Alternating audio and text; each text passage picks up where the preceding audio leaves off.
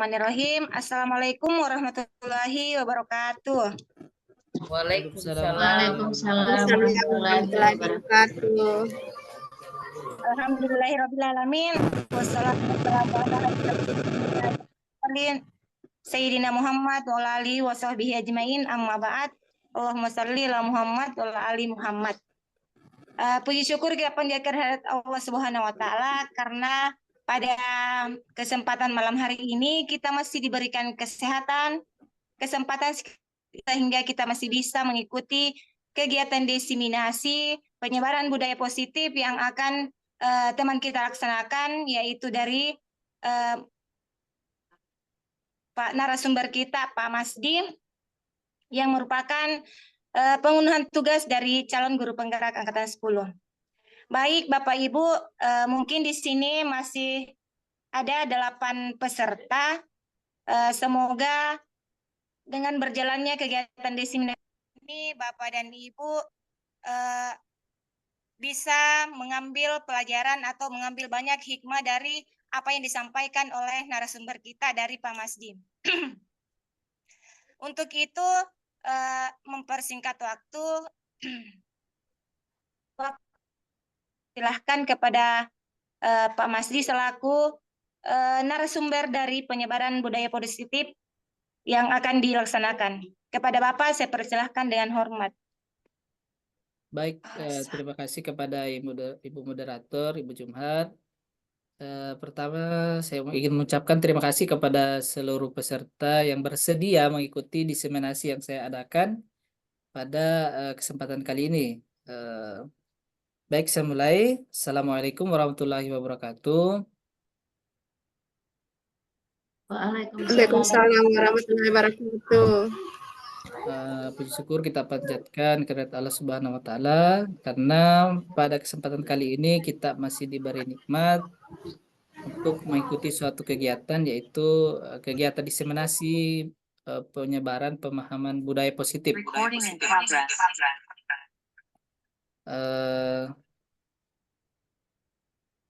Tak lupa pula kita kirimkan salam dan salawat kepada junjungan Nabi besar Muhammad SAW sebagai uswatun hasanah. Baik Bapak Ibu sekalian, langsung saja mungkin saya menjelaskan materi. Saya share screen dulu. Jadi tugas ya ini adalah bagian dari tugas saya sebagai calon guru penggerak pada pendidikan guru penggerak Angkatan 11 dari UPTSD 48 Garutu, Kabupaten Nrekang, yaitu menyebarkan pemahaman budaya positif. Nah, Bapak Ibu sekalian, apa sih budaya positif itu?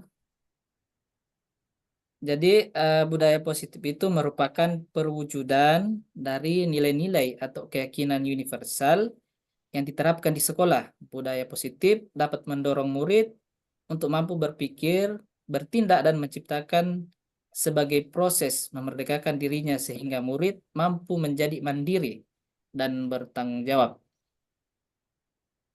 Nah, apa sih konsep utama dari budaya positif itu? Jadi yang pertama adalah perubahan paradigma belajar. Paradigma di sini maksudnya adalah sudut pandang kita memahami bagaimana belajar itu. Kemudian disiplin positif, bagaimana kebutuhan dasar manusia, motivasi perilaku manusia, posisi kontrol guru, keyakinan kelas, dan segitiga restitusi. Nah, akan saya jelaskan satu-satu apa hal tersebut. Yang pertama itu pembelajaran paradigma baru, yaitu pembelajaran yang dirancang berdasarkan prinsip pembelajaran berdiferensiasi, sehingga para peserta didik belajar sesuai dengan kebutuhannya, berdasarkan tahapan perkembangan sesuai teori psikologi modern untuk mewujudkan profil belajar Pancasila. Disiplin positif. Dalam budaya kita, disiplin dimaknai menjadi sesuatu yang dilakukan seseorang pada orang lain untuk mendapatkan kepatuhan. Nah, kita cenderung menghubungkan kata disiplin dengan ketidaknyamanan. Sebagai pendidik, tujuan kita adalah menciptakan anak-anak yang memiliki disiplin diri sehingga mereka bisa berperilaku dengan mengacu pada nilai-nilai kebajikan universal dan memiliki motivasi intrinsik atau motivasi dari dalam ya, bukan motivasi ekstrinsik atau motivasi dari luar. Nah, disiplin positif merupakan salah satu cara menerapkan disiplin yang bertujuan untuk menumbuhkan kesadaran serta berdayakan anak untuk melakukan sesuatu tanpa sogokan, ancaman maupun hukuman. Nilai-nilai kebajikan. Nilai-nilai kebajikan adalah sifat-sifat positif manusia yang merupakan tujuan mulia yang ingin dicapai setiap individu. Dengan mengaitkan nilai-nilai kebajikan yang diyakini seseorang, maka motivasi intrinsiknya akan terbangun sehingga menggerakkan motivasi diri dalam untuk mencapai tujuan mulia yang diinginkan. Nilai-nilai kebajikan yang ingin dicapai oleh setiap anak Indonesia kita kenal dengan profil pelajar Pancasila. Nah, ini ada contoh kasus Ibu Dani sedang menjelaskan pelajaran bahasa Inggris di papan tulis, namun tidak memperhatikan bahwa pelajar malah tidur-tidur dan tampak acuh tak acuh. Fajar pun tampak malas-malasan ke depan dan sesampai depan papan tulis pun Fajar hanya diam terpaku sambil memegang buku. Betul, tidak kelihatan. Sambil memegang buku bahasa Inggrisnya dan memainkan spidol di tangannya. Ayo Fajar, makanya jangan tidur-tiduran. Lain kali perhatikan. Sudah sana duduk kembali. Kira-kira siapa yang bisa? Fajar pun kembali duduk di bangkunya. Hal seperti ini sudah seringkali terjadi pada Fajar, seperti tidak memperhatikan acuh tak acuh dan nilai-nilainya pun tidak terlalu baik untuk pelajaran bahasa Inggris. Pada saat ditegur oleh Ibu Dani, Fajar hanya menjawab, tidak tahu Bu. Ibu Dani menjawab lirih, gimana kamu Fajar? Kamu tidak kasihan sama ibu ya? Ibu sudah capek mengajar kamu, tidak kasihan sama ibu. Dan Fajar pun diam membisu.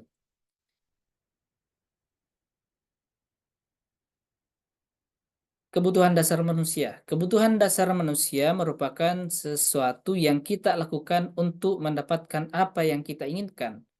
Seluruh tindakan yang kita lakukan memiliki tujuan.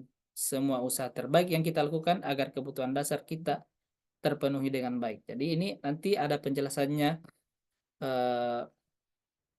mengapa perilaku anak di sekolah itu biasanya berbeda. Mungkin dia memiliki kebutuhan yang tidak terpenuhi. Nah, yang mana kebutuhan itu ada 5 kebutuhan. Nah, itu bertahan hidup, penguasaan, kasih sayang dan rasa diterima, kesenangan dan kebebasan. Jadi kalau misalnya seperti kasus yang tadi, Fajar mungkin saja ada salah satu kebutuhan yang tidak terpenuhi pada dirinya pada saat itu, sehingga dia melakukan suatu tindakan yang di luar dari yang seharusnya. Seperti itu, Bapak Ibu sekalian. Nah, ini tadi kebutuhan dasar manusia. Yang pertama adalah bertahan hidup, seperti makanan, pakaian, tempat tinggal, keamanan, dan kesehatan. Kasih sayang dan rasa diterima. Rasa diterima, dipedulikan, berbagi, kerjasama, dan menjadi bagian dalam kelompok. Penguasaan, seperti harga diri, keinginan untuk dianggap, memimpin, berprestasi, diakui, dan didengar. Kebebasan, mandiri, memiliki pilihan, mencoba hal baru, mampu mengendalikan arah dirinya. Kesenangan seperti bermain, humor, antusias, dan tertawa. Jadi seperti kasus tadi, mungkin ada salah satu kebutuhan ini yang tidak terpenuhi pada Fajar sehingga dia melakukan suatu tindakan. Baik, kita lanjut. Motivasi perilaku manusia.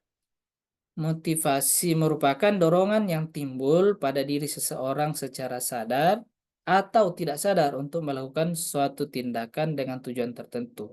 Misalnya, untuk menghindari ketidaknyamanan atau hukuman, untuk mendapatkan imbalan penghargaan dari orang lain, untuk menjadi orang yang mereka inginkan dan menghargai diri sendiri dengan nilai-nilai yang mereka percaya.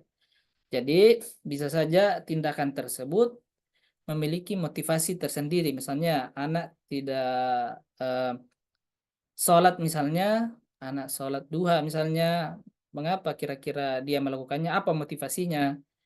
Ketika misalnya tidak dilihat sama guru, ya mungkin motivasinya hanya takut hukuman dari gurunya. Namun ketika dia melakukannya sendiri tanpa ada paksaan, ya berarti dia melakukan untuk menghargai diri sendiri dengan nilai-nilai yang mereka percaya. Seperti itu. Terus, Iya nanti ada momen. 5 posisi kontrol. Nah, ini 5 posisi kontrol yang seharusnya kita sebagai guru lakukan di sekolah. Yang manakah posisi kontrol paling baik? Kita sebagai guru, nah ada 5 contoh posisi kontrol. Ada yang sebagai penghukum, pembuat rasa bersalah, ada juga posisi teman, pemantau, dan manajer. Nah, posisi penghukum. Nah, penghukum ini biasanya nada suara tinggi, bahasa tubuhnya seperti misalnya mata melotot dan jari menunjuk menghardik. Nah, kata-katanya seperti ini. Contohnya, terlambat lagi, pasti terlambat lagi, selalu datang terlambat. Kapan bisa datang tepat waktu? Tanyakan kepada diri Anda, bagaimana perasaan murid bila guru berbicara seperti itu pada saat muridnya datang terlambat.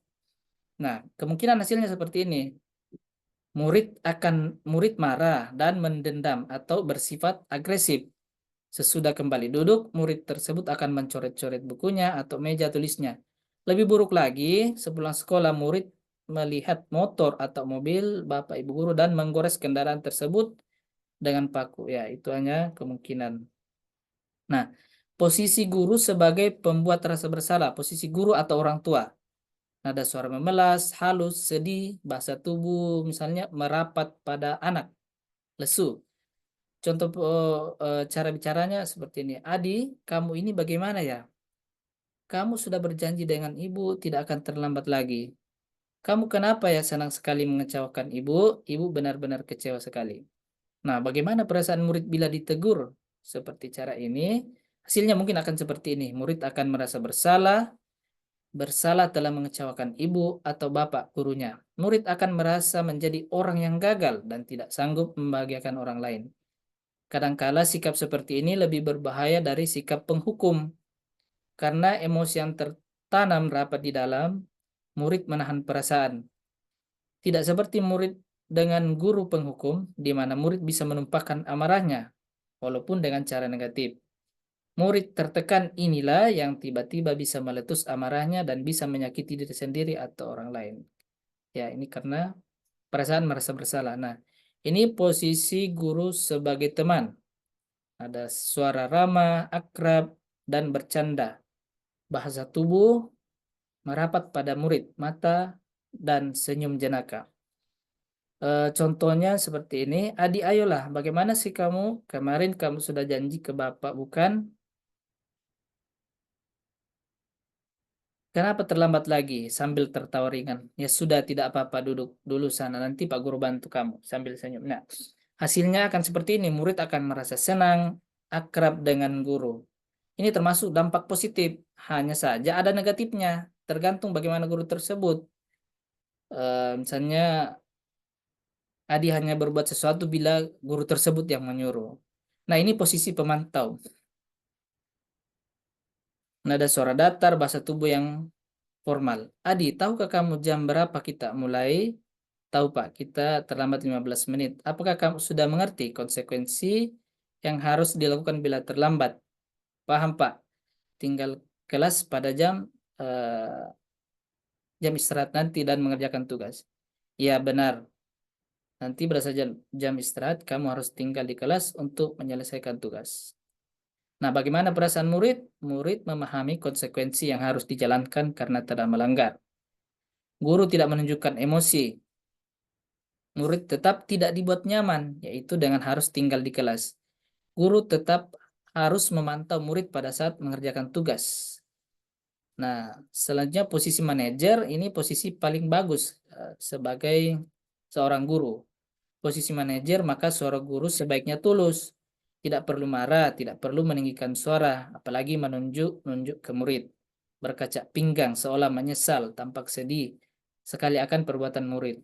Nah, fokus pada murid, bukan untuk membahagiakan guru atau orang tua. Murid sudah mengetahui adanya suatu masalah, sesuatu perlu terjadi. Bila guru mengambil posisi pemantau, guru akan melihat apa konsekuensinya, apa peraturannya. Namun pada posisi manajer, Guru mengembalikan tanggung jawab pada murid, mencari jalan keluar permasalahannya. Tentu dengan bimbingan guru ya. Jadi sebagai manajer, guru harus tetap membimbing siswa untuk menemukan solusi dari masalah yang diperbuatnya. Ini merupakan bagian dari segitiga restitusi. Nah, ada contoh penerapan posisi kontrol guru. Ini kasus siswa membolos dari jam pelajaran.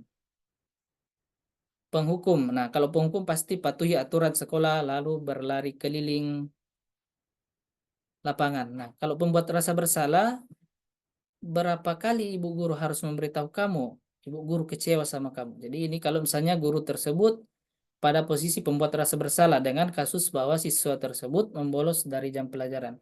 Nah, kalau posisi teman, guru akan berkata seperti ini. Ayolah, yang patuh buat apa bolos? Guru bangga. Kali ini tidak apa-apa kamu salah. Nah, kalau pemantau ya, kita sebagai guru hanya memantau kamu sudah melanggar. Kita hanya mengingatkan apa konsekuensi yang maksudnya di sini. Manajer. Nah, kalau manajer ya akan mengatakan seperti ini. Apakah kamu tahu kesalahanmu? Kira-kira bagaimana kamu memperbaiki kesalahan ini? Nah, selanjutnya.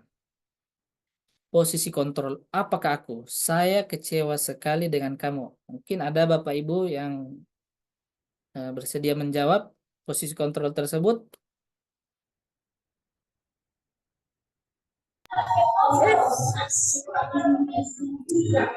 Saya kecewa sekali dengan Bisa kamu. dikembalikan dulu ke atas. Ini Pembuat rasa bersalah kayaknya. pembuat rasa. Oke, kita Bersalah. lihat. Iya, betul sekali Ibu Sarina, Ibu Nina. Oke, lanjut.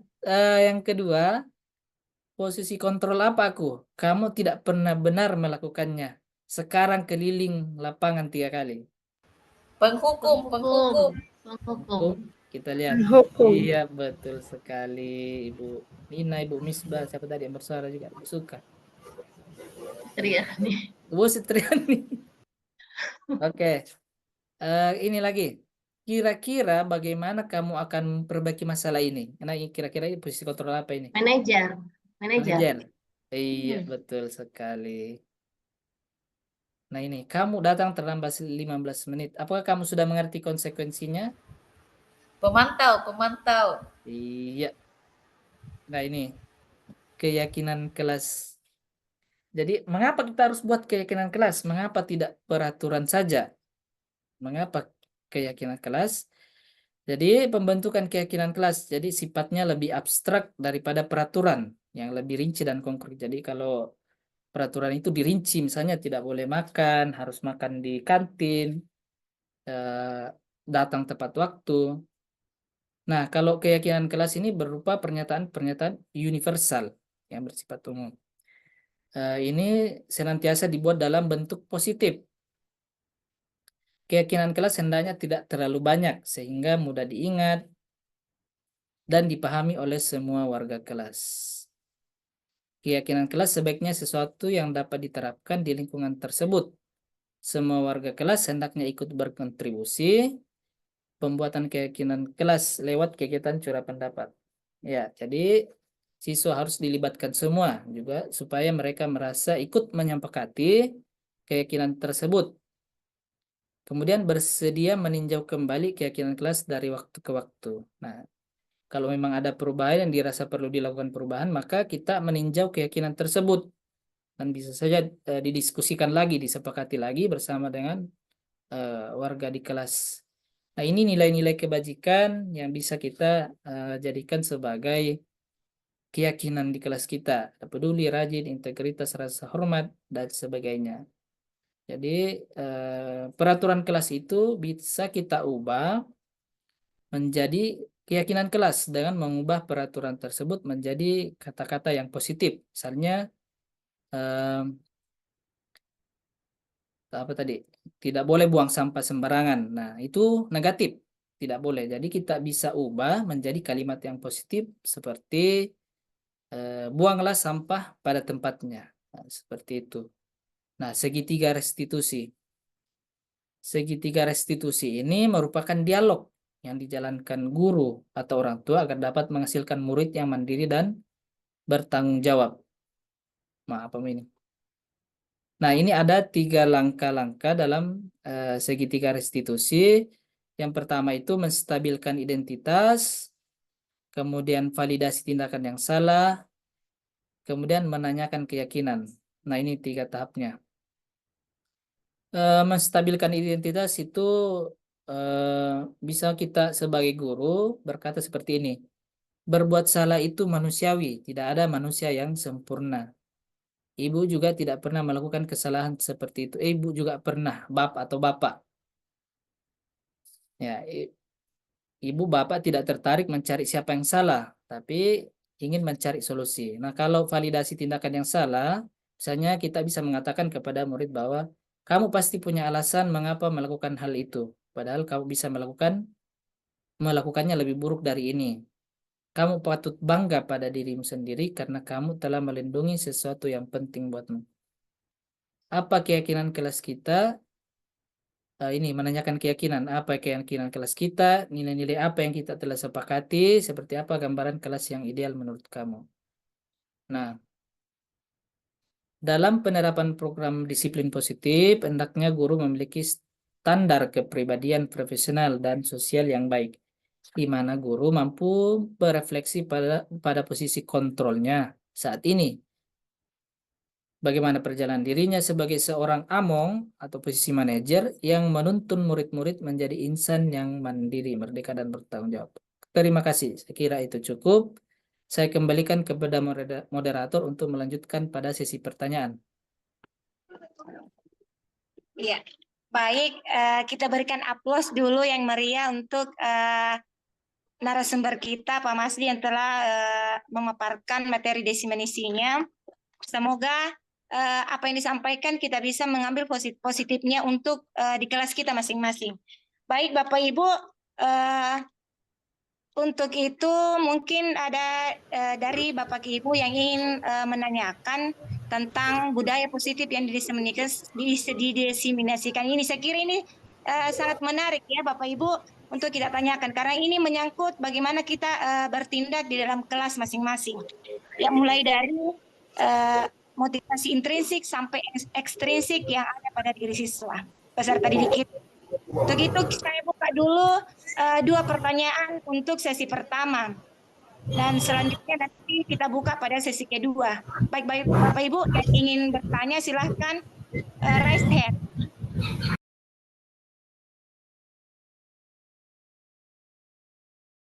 Assalamualaikum warahmatullahi wabarakatuh.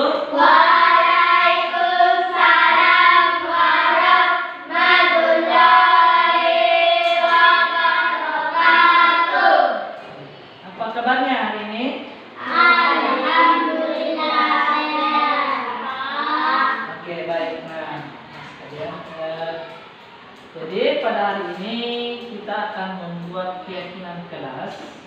Nah, keyakinan kelas itu adalah nilai-nilai yang kita yakini, yang ingin kita terapkan di dalam kelas dan kita sepakati bersama. Nah, bagaimana cara buatnya?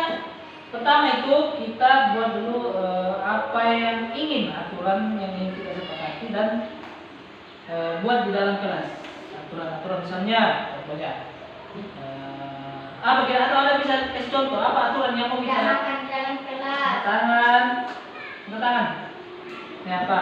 Ya. Tidak makan di dalam kelas. Ya, tidak boleh makan di dalam kelas. Apalagi lebih. Tidak boleh makan dalam kelas. Ya, ketika belajar ya.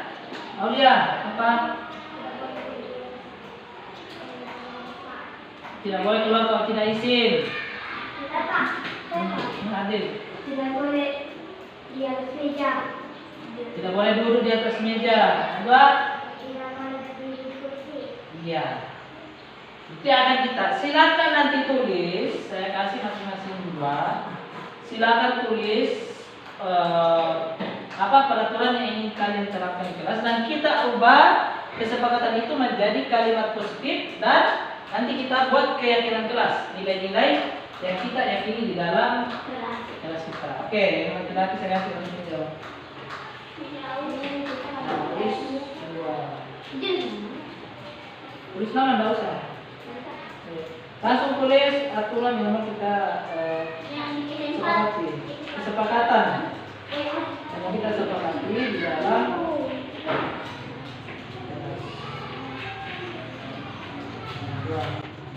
sampai ke semuanya. Ini ada dua. Kalau selesai, kita tempel nanti di papan tulis ya.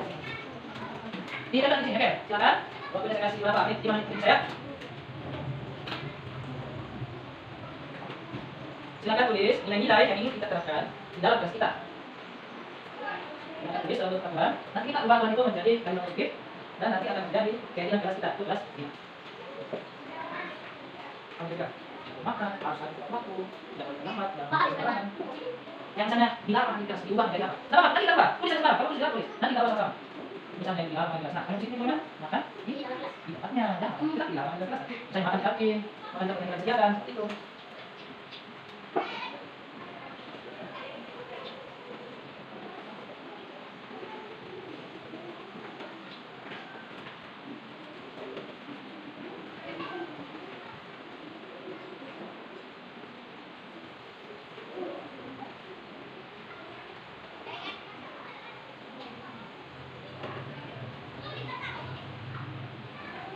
Yang sudah boleh tempel di depan. Timbangan.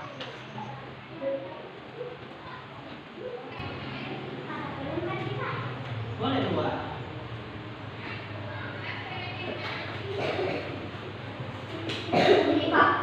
Sudah, naik.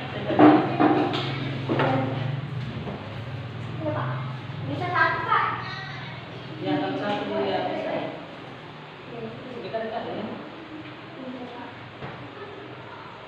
Nah, di situ, di sini. Posisi, Pak. Posisi semua.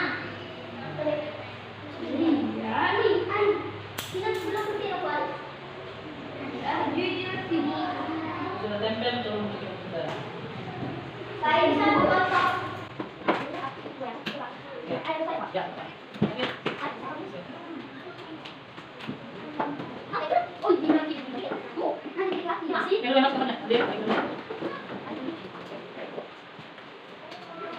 Coba, ya. Ya.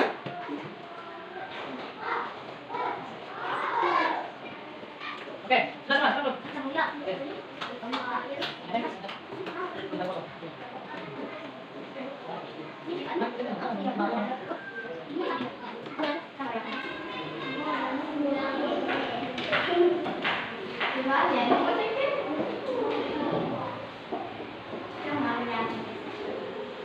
Oke, sudah semua? Oke. Saya akan baca satu-satu. Kemudian nanti yang sama, yang sama nanti kata-katanya ya kita sebutkan. Tidak boleh makan di dalam kelas. Tidak mencari tembok. Tidak bermain di lapangan. Tidak bermain di lapangan. Tidak boleh bermain di dalam kelas. Nah, sama ini.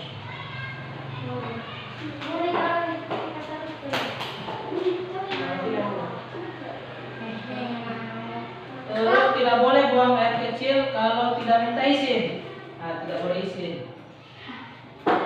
Tidak boleh kalau tidak izin. Kembali. Tidak boleh makan di dalam kelas. Tidak boleh mencoret dinding. Tidak boleh duduk di atas meja. Oke. Tidak boleh buang sampah sembarangan. Tidak boleh menghantam kursi dan buku, menghantam. Tidak boleh mencoret mungkin maksudnya ya, sama diatur. Oke. Tidak boleh mencoret tembok, merobek buku, tidak boleh merobek bukunya. Kemudian tidak boleh makan di kelas, sama tadi ya, makan tadi. Tidak boleh makan di dalam kelas, sama. Tidak boleh duduk di atas meja, sama yang ini. Oke. Lagi ini, jangan makan buku, sama tadi. Itu yang sama.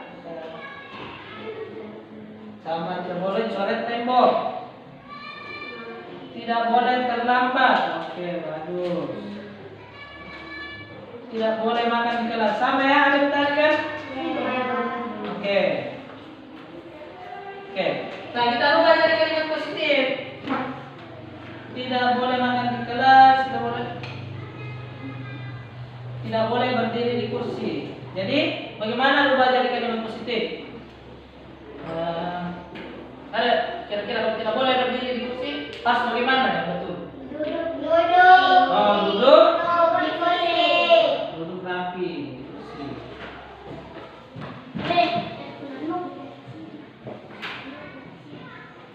Kursi saat belajar. Oke, coba perhatikan lagi, lanjut lagi. Tidak boleh buang sampah sembarangan. Jadi, buang sampah.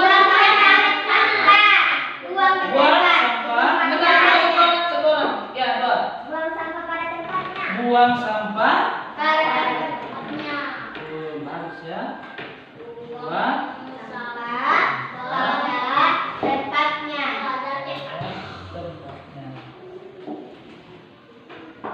Oke. Lanjut. Tidak boleh keluar kalau tidak minta izin. Bagaimana itu kira-kira kalimat positifnya? Harus minta izin. Ya, izin jika ingin meninggalkan Kelas. izin jika meninggalkan kelas. Lagi.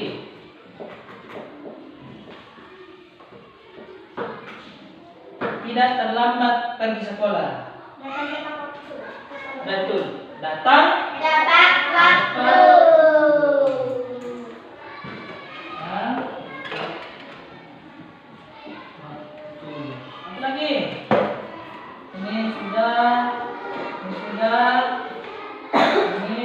Ini belum. Tidak boleh makan di dalam kelas. Jadi Harus makan di mana? di Di luar. luar.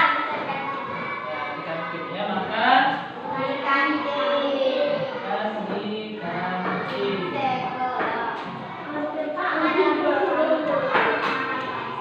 Di mana?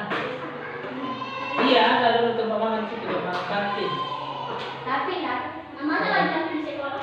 Ini sudah. Tidak boleh bermain di dalam kelas. Jadi, Bermain di lapangan di luar. ya bermain bola di lapangannya. Lepas. Dan ada yang bermain bola dalam kelas. Dapat kan? Bermain Capek. bola di lapangan. Siapa yang sering bermain bola di kelas? Tidak ada. Ada. Ada yang biasa main yang Ini kan sudah sepakat begini. Jadi karena sudah sepakat ya, tahu di tempatnya di mana. Nah, ini kita mau ubah jadi nilai kebajikan. Nilai kebajikannya apa? Kebajikan yang kita sepakati. Duduk di kursi saat belajar. Berarti harus apa ini? Kayak sopan. Sopan atau apa? Termasuk ambil rasa hormat. Berarti selain menghormati guru, kita juga menghormati teman kita kalau duduk di atas kursi kalau belajar. Berarti ini kita harus memiliki rasa hormat. Ya. Kemudian buang sampah pada tempatnya, itu sikap yang bagaimana itu? Kalau buang sampah, bersihan, bertanggung jawab. Masukin? Dah? Ya, orang yang bertanggung jawab. Kalau sampah bertanggung jawab. Tanggung jawab. Bisa masuk kebersihan. Nah, kemudian isi. Kita harus masuk kan. Masuk kan. Datang ke tempat ada sekali kok. Tetap. Ya, disiplin. Disiplin. Mari kita sekolah tuh. Supaya kenapa ya di dalam kelas? Kenapa? Supaya apa? Ya, kok orang kelas ya? Salah satunya itu adalah kebersihan ya. Oke, bermain boleh depan. Supaya apa? Kita apa? Jadi kan bilang kelas. Jalan-jalan. Kasih pulang. Dia masuk di tanggung jawab. Ya. Jadi ini nih, buat apa lagi Bu? Itu ada salah satu bunyi. terhadap lingkungan betul. Nah, inilah yang kesepakatan kali ini dan termasuk keyakinan kelas kita. Sekarang kita bersepakat bagaimana caranya kita sesuai tentang ya. Bisa? Naik semua tentang ini sekarang begini. Tidak boleh begini. Karena ini nilai yang tadi. Oke? Ya, harus ikuti. Kalau lagi dapat di memori kelas itu tidak sesuai dengan keyakinan kita sesuai bersama. Makan kelas. Nah, kita sudah sepakat makan di tempatnya, di kantin. Tidak makan di kelas lagi. Paham nih? Oke, sekarang naik tantangan. Siapa mulai dari saya?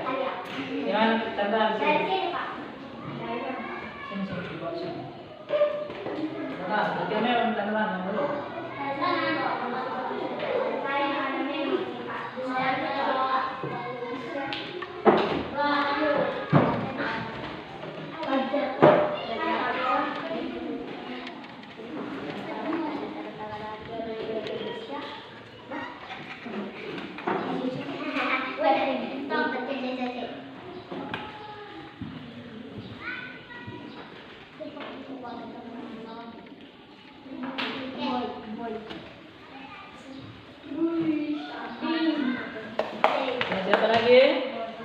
Siapa lagi?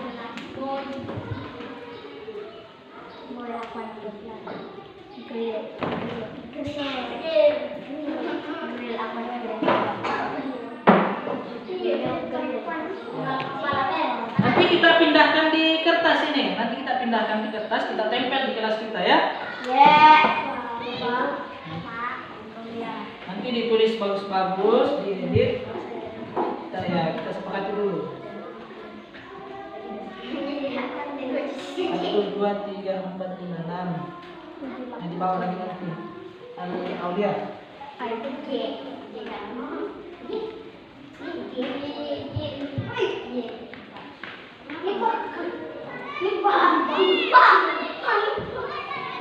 sakit silakan mahasiswa. Kesepakatan sakit.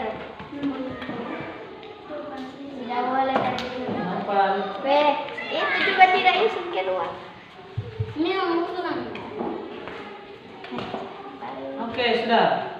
Oke, jadi kita sudah sepakat bersama. Berarti kita mengikuti keyakinan kita, ya? Oke, jadi untuk hari ini kita sudah buat keyakinan kelas kita. Dipahami terus, bisa jadi baca semua kan? Nanti kita tempel supaya diingat terus di kertas. Oke, baik. Demikian untuk pembuatan keyakinan kelas kita. Assalamualaikum warahmatullahi wabarakatuh.